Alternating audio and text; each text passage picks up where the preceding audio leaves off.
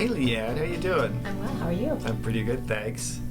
Just reading a bit of the Gospel from last Sunday, John chapter 2, an amazing passage where John the Baptist really passes the baton on to Jesus. And he does it in really striking terms. He says, "Look, the Lamb of God who takes away the sin of the world." And that line really got me thinking more about some of the statistics and things that we're all thinking about and discussing in the Anglican Church in Canada right now.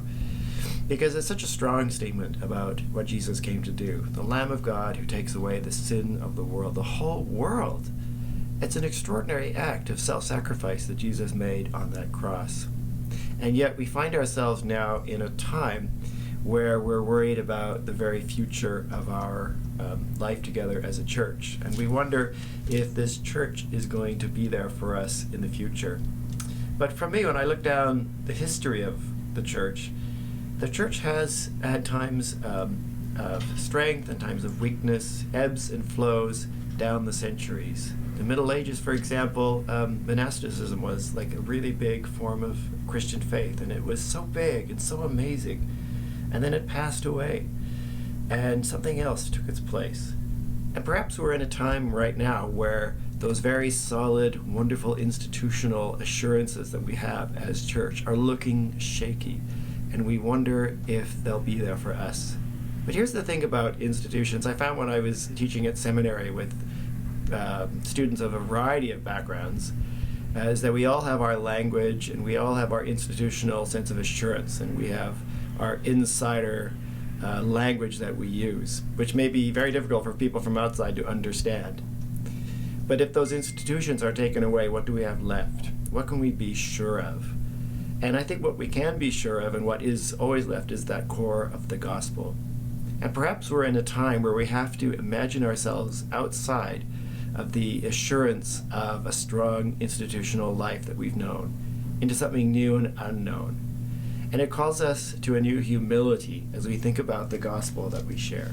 Well, I think in the past, when it came to the gospel, in a way the church has done two polar opposite things. On the one hand, when we see ourselves as dominant and right and having all the answers, there can be a real arrogance in the way that we present the gospel. Like, here it is, get on board, follow these steps. And we know that that really isn't how people necessarily connect with Christ or God or faith or spirit. And there's no place for us to be arrogant in society any longer and assume that we have all the answers. We live in a much more spiritually eclectic society. We have contact with many different faith communities, and that's something that enriches us. And yet there is a core to the gospel. And I sometimes wonder, though, for us as Anglicans, is that as our position in society has eroded over the last 30 years, we perhaps have become a little bit ashamed of the gospel and ashamed of talking about Christ. And yet, the scriptures present this wonderful picture of what Christ has done for the whole world. And so we have something very beautiful to offer. And I think that we need to recapture a sense of the grandeur of the vision of Jesus that we serve and whom we proclaim. But the humility is one that says, hey, come and check it out for yourself, which is what Jesus does in that passage in John. He meets his first disciples and says, well, come and see, come and check it out for yourself. And I think that's a great posture for preaching the gospel and doing discipleship and reaching out. I think it's, hey, we found Jesus. This is who works for us. This is what we believe. Come and see for yourself. And some will, and some won't. To think about how we share Jesus with other people, how we invite people into relationship with Jesus, and how we invite other people to the table of our fellowship. I think as Anglicans we have a lot to offer the world, because we are a church that wants to have a wide circle. We are a church that prefers to invite and to welcome than to exclude and send away. And we do that with love and humility. So I'm excited.